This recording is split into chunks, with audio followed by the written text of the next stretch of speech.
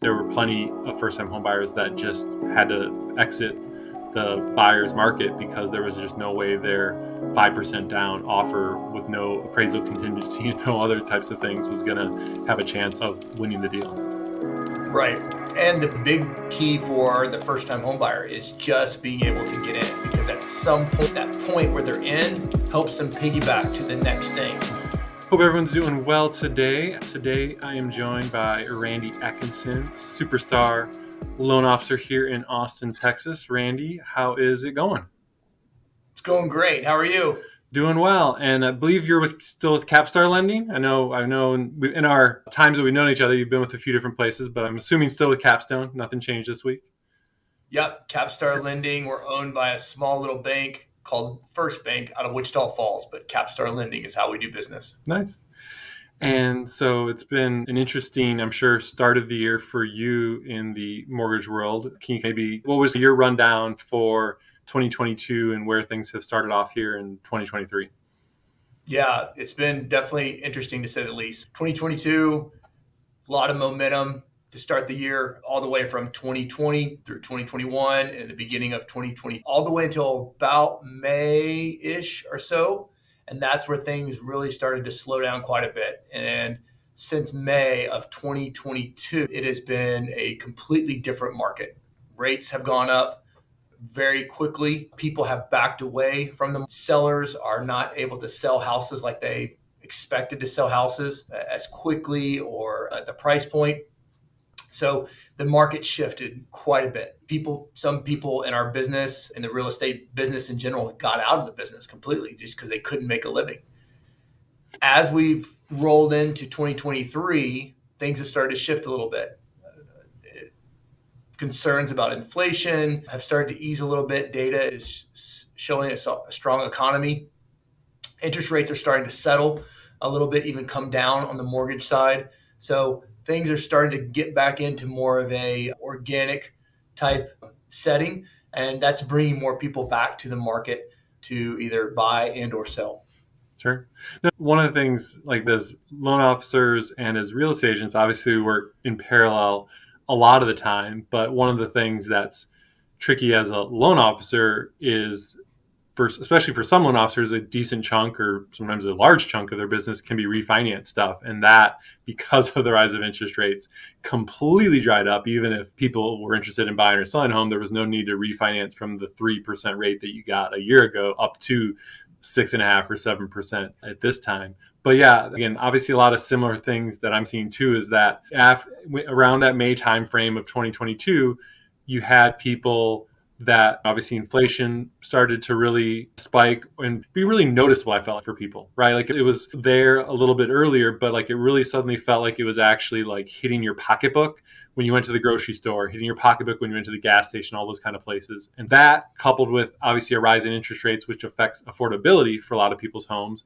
And then the third straw to me, which had been, because of those things, people were wondering about their jobs. Like a lot of companies had done hiring freezes. And so it's really hard for someone to want to buy a home when they're like, well, shoot, there's a possibility that we could see layoffs. And obviously a lot of large companies that are right here in Austin have done layoffs. They haven't all been locally here in Austin, but you have Facebook and Amazon and Google all announcing quintuple digit layoffs of 12,000, 18,000 people. And if you're thinking about buying a home, you want to have some job stability. But I would agree with you as well on where 2023 is at. There's a lot of data showing that the worst seems to be behind us economically speaking. And then with interest rates hitting their kind of water level, they're hopefully a place where they'll stay a little bit, maybe, or hopefully come down a little bit, but at a place where people can digest that and understand, here's what I'm dealing with. It's allowed some renewed interest in the market and renewed interest in your world too. Yeah. I think it's an interesting time. If you just look at the last, let's call it 8 months, it can not feel awesome. But if you take a step back and look at the grand scheme of things, this is really a time where people can buy the house they truly want to buy versus, let's say 2 years ago, people were buying homes just to buy homes and they weren't necessarily getting the home they wanted. They had to give up quite a bit as far as their wants whether it be the number of bedrooms or if they wanted a fireplace or a location.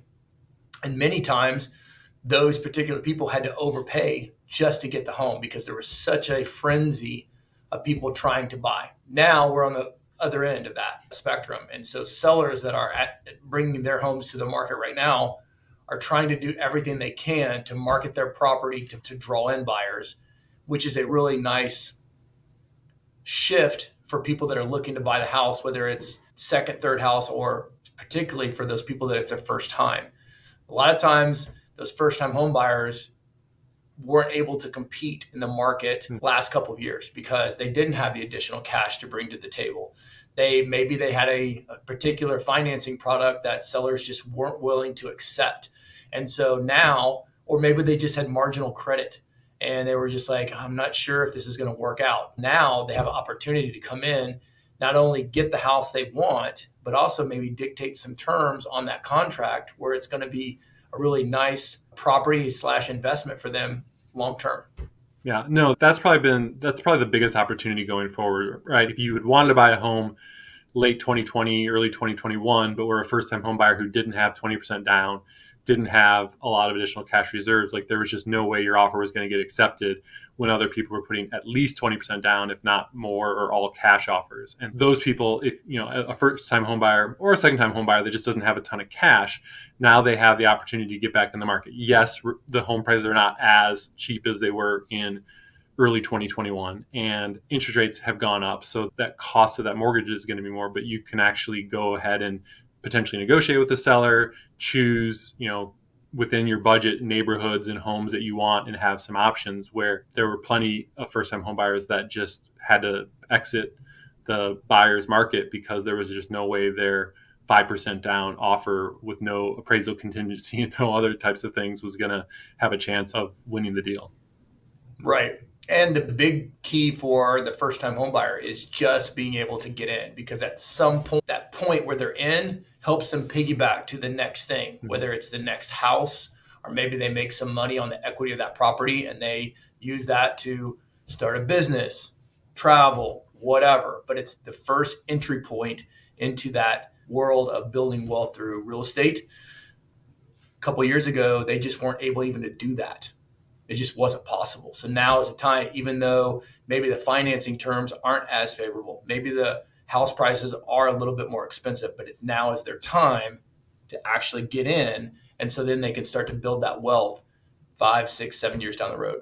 Yeah. No, again, it's like a lot of things in life are about timing. And so you're right. Obviously, if you had known, hey, I should buy a home in early 2020, right before the pandemic hits, that would have been great for the last 3 years to have gone for housing prices, but you're not going to know those scenarios. And so usually, especially as a first time home buyer, you got to get in when it feels a little uneasy. There's usually going to be some, shoot, this is more than my rent payment. I'm committing myself to a while, because you really shouldn't buy and then just turn around and sell if I don't like it. So it feels like a commitment that way too. But as you mentioned, you're not going to ever get the benefits of that home price appreciation.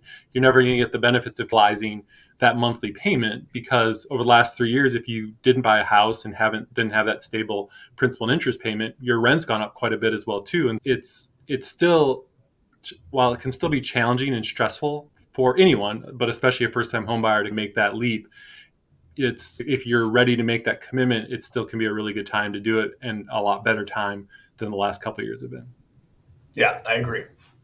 I know you deal with developers and some different projects and stuff that way. Are you seeing anything on those fronts at all regarding the market? What I have seen is the larger tract builders have slowed down from land acquisition quite a bit, and they're really trying to get what they've got already, their inventory of land / homes to be built, off their books. And so, because they're concerned about the economy, the downside of that is that's going to take us back to an inventory crunch again, because at some point we are going to come out of whatever this is, and people are still going to need housing.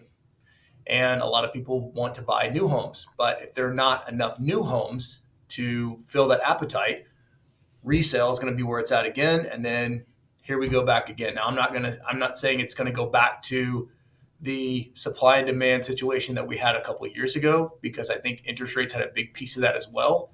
but it's gonna definitely be tough at some point down the line for people that maybe they've decided to wait to see what's going to happen with the economy. And then when they feel good about it, they're going to jump back in along with everybody else that has waited to see. And it's going to be tough again. And at some point, builders are going to run out of inventory. And then we're back to the resale piece. And everybody's going to be going after the same product, which is going to drive prices up, which is going to continue to domino into a lot of people getting frustrated with trying to buy a home. Sure. No, I think one thing that a lot of average people don't realize is that a lot of these home builders, especially the larger ones, are publicly traded companies. So they're doing things based on these 90-day quarterly metrics to hit their public estimates of what they should do so that their stock price looks good. And they, again, when they need to, they'll slash prices lower than you would normally do if you're really thinking out 10 years. But if you're only thinking out the next 10 months, you're going to do things differently, slash the amount of inventory you're buying, slash some prices to actually just make sales happen. And then vice versa, you start to have that inventory crunch, and then they can start to build more, charge premiums, and make additional profits that way. I've noticed that too. I say even sellers, like we talked about that, how home prices have obviously come down a bit from the peak of May 2022, but a lot of sellers are in a good place with their home to where they aren't really having to sell. They're like, let me turn around and actually just rent the property out. And so that's also, I think, led to a relatively low inventory levels, because right now it feels like there's a ton of homes on the market, but that's compared to 2021, 2022. If you look back at the previous years before that, 16, 17, 18, 19, in Austin here specifically, yeah, we had definitely way more inventory than the last 2 years, but we never had a ton of inventory, and good properties would still go quickly. You'd still have the occasional multiple offer situation, but it would be 2 or 3 people, not 20 or 30 people. And I think while I think for the year, we're likely to see home prices stay relatively flat, either a bit of a reduction in the interest rates or some really good news job-wise for people could see enough people come back to the market that we actually potentially see a 5 or 7% increase in home prices, just because the amount of supply is not very high out there in the big scheme of things. Yep. I also think that going back to the sellers deciding to rent, with those interest rates being low, they're thinking, I could turn this into a rental property, potentially cash flow, and then go buy the next property and put 5-10% down. And then when rates do drop, I'll just refinance that. But I can buy the house and not sell it because I wanted to maybe sell it a couple years ago and the price point was here. Now, if I try to sell it, my price point is here. So why would I take my quote unquote loss, even though it's truly not a loss? But it still feels like a loss, right? If you're a homeowner who goes on Zillow, which doesn't have accurate estimates, but if you go on Zillow or you look at the county record and somehow it looks like your home's valued less than it was, and again, right now your home would likely sell for less than it would have April, May 2022, but it's only a loss if you had sold it and then had to resell it. It's not an actual physical loss that way. But it's still mentally hard to not live by that number, that what you could have gotten for it. Sure. The one that I hear the most often is, my neighbor sold it for this. I want to sell it for this. My realtor says I can't sell it for this anymore, so I'm just going to lease it out. Yeah. That's, and too, right? Like that, I think that's where there's news in the market about all these price reductions. And I think more of it, while home prices definitely aren't going for what they did May 2022, it's more so these price reductions aren't because home prices are falling that dramatically. It's more because you have that, I know my neighbor sold it for this, so mine should be worth at least that. When nope, it should be a little bit less than that, because it's the off season, because buyers have not been out really looking for homes right now. And so it's not that prices have fallen near as significantly as a lot of the news outlets or different things want to make it out to be, but each individual seller has a hard time a lot of times understanding what their home's truly worth. And so if you don't have a good realtor assisting you with that and saying, hey, do we want to sell it? Because if you need XYZ number, but it's only worth ABC number, then maybe you should rent it if you don't have to sell it at that point in time. And so a lot of people are turning that way. Plus, like you say, now if I can rent it have this ridiculously low interest rate. Buddy who's trying to do well in business would love a loan at the rates that people got their mortgages for. And so if you Sure. have an asset that's at that interest rate, now suddenly with rents rising, you might be cash flowing that property. That might actually help you afford another property, a better property the next time around, because now you have $300-400 a month in additional income coming from this rental property that's at three. Agree. That, and then the other tricky part is going that I can potentially see happening from a inventory standpoint is a lot of people who may normally move within the city, maybe upsize, downsize, those types of things, because they now have such a good interest rate that they got in the last 2 years. They're going to think twice about buying that property across town or in the neighborhood. That suddenly would require them to jump up to that 5.5%, 6.5% rate, because why would I make that move and double the interest rate that I'm paying for a home? And so that will also, I think, limit the supply of available homes. Yep, I agree. What do you see? Have any kind of predictions or any information or news as far as where it seems like rates are headed for the year? I would love to have that crystal ball. We would not be doing this podcast, and we'd be retired if we had this crystal ball. So Yeah, at that. I really think that we're starting to turn the corner. I think we're going to continue to have an interesting February, March. I think when we get into April, we're going to start to really see the settling of interest rates. And then I think there's going to be a very slow tick in mortgage rates through the remainder of 2023, but it's not going to be this big boom, we're back into the 3% range. Like, I don't honestly think we're going to get into 3 range for a long time, if not ever again. Yeah. I think we're probably going to tick down into the 5s, maybe touch high 4s, but that would be long term. It's just going to be a very slow, steady decline. But I don't think it's going to be anything that's going to be, it's going to light a fire. The rates were held so low for so long that unfortunately this needed to happen. The problem, because they were held so low for so long, that we were in a bind and rates needed to go up. And unfortunately they went up quickly. Sure. And nobody wanted to be the person that turned the lights out at the party. Everybody wanted to have rates low and money flowing and available credit, but at some point there's too much. So you got to tamper that. And nobody wanted to do that. And so it went on for too long. Rates, then finally, the adults came in and said, okay, we got to do this. And it hurt. Sure. And it's hurting still, but it's slowly starting to settle. And that's what I expect to see through the remainder of this year and even into next year.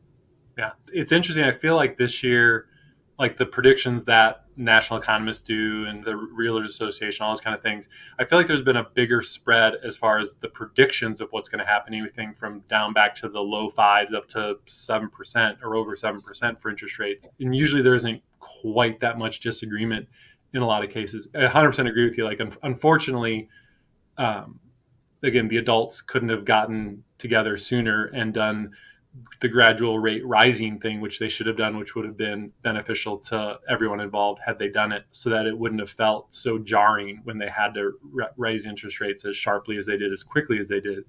It is interesting too but unfortunately, those same adults, like that, again, rates aren't going, in my opinion, down to below 4% anytime soon. And honestly, they probably shouldn't ever, but I actually wouldn't be surprised if at some point in time they don't. Again, I think that's years at a minimum out the road. But again, the adults at the room like people to have easy access to money. We're a consumer-driven society, and so low interest rates mean people buy stuff, which means people are happy, which gets people elected places. And at some point in time, I wouldn't be. I would be less shocked now than I would have been 10 years ago, and I'd be like, you're never going to see stuff at this low of rates. I feel like at some point in time, proven that they probably will again. But again, I think that's well down the road for that to ever happen. At this point, I've learned that I will never be surprised again. That's the biggest thing, right? You have your suspicions on where things are going, but you're not. If it's completely in the opposite direction, you're not going to be like, I didn't see that coming. Like anything is possible. Right. Yes, just expect change. Again, as a former mortgage loan officer, I know that every once in a while, or not every once in a while, but there are usually loan products out there that sometimes people are not as aware of. Is there any Mhm. kind of special or any kind of loan product that you guys have that maybe people weren't able to take advantage of, or maybe just didn't have necessarily the last couple of years, but is something that you think could be beneficial to a few people out there? Yeah, one of the things that comes to mind is a bridge loan that we have. Bridge loans were fairly popular some years ago and they just went away. And it's not a great, I wouldn't say it's a great loan for a bank, but really it's a loan built to use as a tool to help a consumer buy the next house if they currently own a house. So the scenario would be, so I own a home and I've got good equity in my house and I would like to buy another house and I want to sell my house. And the traditional way would be do what's called, or do sell it before I buy, or do what's called contingent, meaning that I find a house that I want to buy, I go under contract, but the contract is contingent upon me selling my departing residence. The problem with that is there are a lot of dominoes that have to line up and fall properly for that to work out. And sellers, let's say that the house that I want to buy, sellers don't love that. So if I come to them and say, hey, I want to buy your house, but I have to sell my house. So I want you to hold this house off of the market for me while I work on selling my house. A seller doesn't necessarily love that. So a way to stay in front of that would be utilize a bridge loan. And a bridge loan would be I come to a seller and I say, hey, I want to buy your house. And the price is negotiated. I buy the house using the bridge loan product. And the way the bridge loan works is it's an interest only payment deferred loan for up to 6 months. So basically, just as accruing interest in the background, I can move into the new house and then I can start working on preparing my departing residence so I can list it, sell it, all of that. Whenever I do sell it, I will take the proceeds from that sale and whatever I would like to put into my new house, and I will just transfer that over and do a principal reduction, and then I'll refinance that into a traditional 30-year fixed, 15-year fixed, whatever I'm comfortable with at that point. Yeah, no, again, as a real estate agent, it's definitely, I think contingent offers will become more accepted. It's still Sure. definitely they weren't at all the last couple of years, but it still is a hesitancy for a lot of other sellers because they to take your home off the market and know that there's the potential that this sale then just doesn't go through after 30, 45 days is always a concern for sellers. On those bridge loans, they are a really nice product, but you also need to the consumers need to have a really good understanding on both sides of the thing, right? This is where you Sure. have to be listing understand what your true value is in the home you're trying to sell. Because if you think it's going to sell for 650,000, it's only going to sell for 575. Now you're in this new house with this interest only loan, and you're not going to get this other home sold because you don't have it listed at the right price. So it's definitely Right. something that can be super useful, but is something where you have to be very realistic on everything that's going on to make sure that it's done smoothly and not doesn't cause more stress than the buying and selling process can cause already. Correct. Correct. And that's something that we'll talk about with clients and go super conservative and go, okay, you may want to sell it for 650, but what does reality say? And that's when we engage with the realtor and say, hey, what is a good number that we can use? And then work the math. And the math doesn't lie. The math doesn't have emotion. And then we can really decide, is this a good fit? Or is this something that we need to not do? Let's go the traditional route where we sell before we buy or go contingent. That's why I've always loved math. It does not lie. So Yep, not emotional. I don't know. Well, that's awesome. Yeah, no, that's some great tips and some good advice. And hopefully some people can find that information useful. So I appreciate you taking the time to Awesome. jump on here and chat a little bit. It's always enjoyable chatting with you personally, but also talking real estate and talking mortgages is fun for me. For sure. Cool. That's awesome. Have a great day.